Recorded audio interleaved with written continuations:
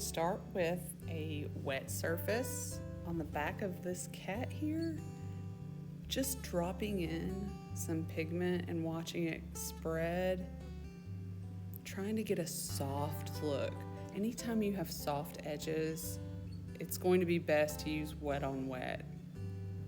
If you get a little too much, just soak it up with that tissue. I do protect my highlights with masking fluid, so if you see little orange blobs here and there, that's going to be white. Just a sheen of water, just enough to moisten the paper and allow this pigment to spread and settle. That's what I'm doing right now, just dropping it in. It's okay if it's kind of patchy because that promotes the texture that I'm looking for on this paw, on these legs.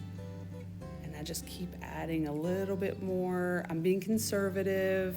I don't want to make it too dark. I know that in watercolor I have to work in different areas at a time, and I don't want the colors or the values not to be cohesive because I'm working in patches. So I try to work throughout the painting, but in watercolor that's really difficult. When I'm painting in oil paints, it was a lot more simple because you didn't have to worry about it drying up. You could fiddle with it almost endlessly. So as this is drying up, I know that my edges are getting more sharp. So sometimes I have to re-wet, just like this area here, in order to keep it soft. Now here I want it to be soft, but I don't want to lose the definition of some of these individual groups of fur. But I will slowly darken it. I'm still hesitant to just go all out and make it very dark. And when watercolor dries, it tends to look more faded. So it makes me think that I'm laying down color that's very dark, and then I come back to the dry painting and realize it's not that dark at all, and it needs more layers. It maybe needs a more high pigment ratio. So in my first layers, I'm using a lot of water. My pigment isn't heavy. So the pigment is the color, the hue that you add to the water. And as I get towards the end of my painting, you may notice that it's more rich. So it's less watered down. And in my classes, I'll talk about the ratio. So pigment to water. Right now, my pigment to water ratio, I probably have 20% pigment, 80% water, because I'm early on in the painting. I'm just kind of getting used to it, getting comfortable with those first layers. But as I move through the painting and feel a little more certain about it, a little more confident, I will add more pigment to the water so that my drawing or my painting gets a little darker, those values start getting deeper, and I can slowly progress. I don't know, it's just a more safe way, I guess, to approach it when you're not feeling like you know exactly where you're headed with it.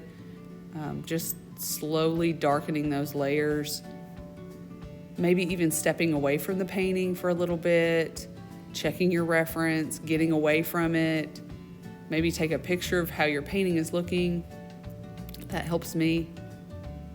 Now in this area for the eyes, I want it to be really sharp. You'll notice my paper around the eyes is not wet. I'm just using wet on dry. That's because I want this area to be sharp, really crisp, in focus.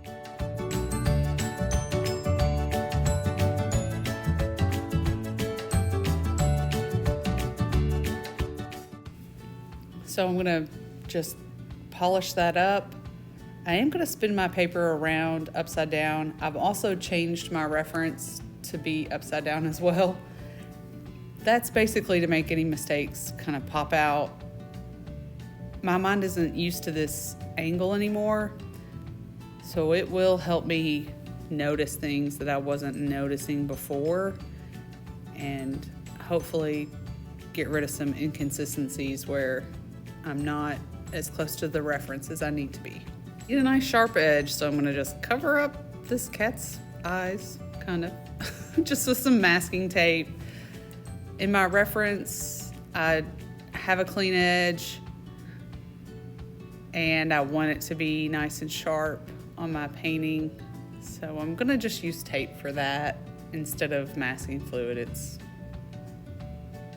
just as easy.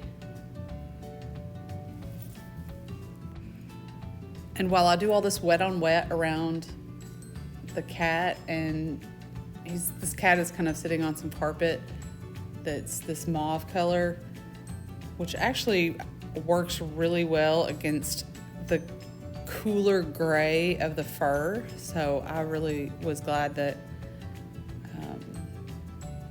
they were fine with me keeping the same color, because it's good contrast. Now I can just pull this tape off. Ta-da! The cat can see. And then you have a nice clean edge, just that sharp edge.